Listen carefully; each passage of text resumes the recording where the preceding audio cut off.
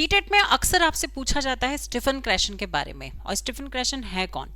ये आपके second language acquisition theory बनाने वाले व्यक्ति हैं, जिन्होंने ये कहा था क्या हम दूसरी भाषा को भी, लक्ष्य भाषा को भी क्या मातृभाषा की तरह अर्जन कर सकते हैं। तो इन्होंने 5 प्रकार की परिकल्पनाएं दी जिससे हम बहुत आसानी से अधिगम को अर्जित कर सकते हैं। मतलब हम किसी भी लक्ष्य भाषा या सेकेंड लैंग्वेज को हम बहुत आसानी से अर्जित कर सकते हैं। इसके लिए इन्होंने 5 प्रकार की परिकल्पनाएं दी हैं जिनके बारे में हम लोग बात करेंगे। स्टीफन क्रैशन अगर बात करते हैं तो एक भाषा विद्वान है, ठीक है, ये बहुत इंपॉर्टेंट है, थोड़ा थोड़ा इसको समझते जाइएगा। तो ये क्या है? एक भाषा विद्वान है। इन्होंने द्वितीय भाषा अधिग्रहण का सिद्धांत दिया है जिसको सेकेंड लैंग्वेज एक्विजिशन थ्योरी के नाम से जाना जाता है।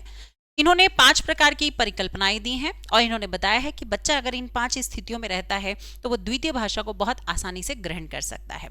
भाषा सीखने और भाषा अधिग्रहण के बीच में एक मुख्य अंतर बताने का श्रेय भी स्टीफन क्रैशन को है और ये एक आर्टिफिशियल इन्वायरमेंट में बच्चों को अधिगम से अर्जन में कैसे कन्वर्ट करते हैं उसके बारे में बताया है। ये इनकी 5 प्रकार की परिकल्पनाएं हैं जिसमें से पहली परिकल्पना है अधिग्रहण सीखने की परिकल्पना। अर्थात बच्चे को अर्जन और अधिगम में एक अंतर इन्होंने बताया है कि सबसे ज्यादा जो बच्चा है सहज और आसान तरीके से कहाँ ग्रहण करता है, अर्जित करता है, अपने परिवेश में, अपने वातावरण पर जोर दिया है। दूसरा है मॉनिटर परिकल्पना, जहां बच्चा मॉनिटर करता है, अपने आप को जांचता है, अपने आप को चेक करता है कि मैं कितना सही बोल रहा हूँ, कितना गलत बोल रहा हूँ। ज़्यादा जांच करेगा तो भी नुकसानदायक है और कम जांच करेगा तो भी नुकसानदायक है, इसलिए मॉनिटर करना भी ज़रूरी है।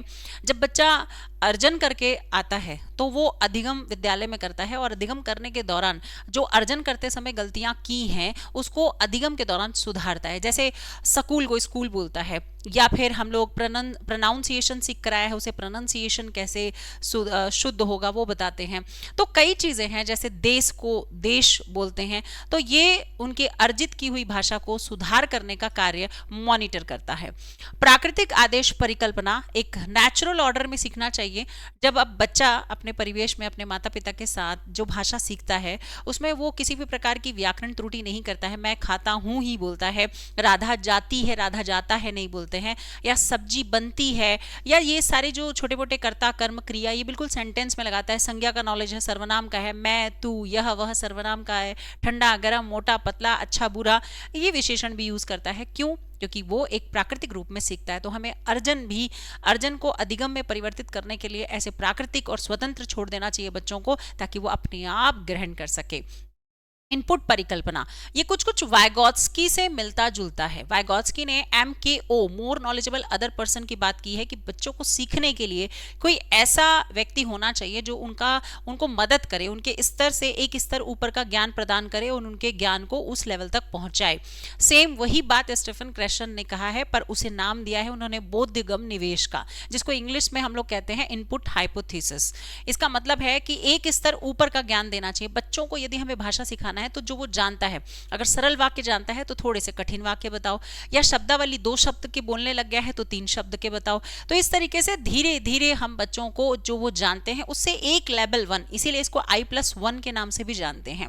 प्रभावी निष्पादन परिकल्पना, यदि बच्चों के ऊपर प्रभाव अच्छा होगा, मोटिवेट होंगे, आत्मविश्वास होगा तो वो बोलने में बहुत ज्यादा एक्टिव होंगे। पर अगर मान लो वो तनाव है, डर है, हिचक है, बार बार रोकोगे टोकोगे तो कहीं ना कहीं बच्चे के अंदर एक हिचक उत्पन्न हो जाएगा और वो उतना अच्छा प्रभावी रूप में नहीं बोल पाएगा। तो ये 5 स्थितियों में अगर हम बच्चे को रखते हैं तो बच्चा बहुत आसानी से सीख पाता है। ये इंग्लिश वाले बच्चों के लिए बहुत यूजफुल होगा।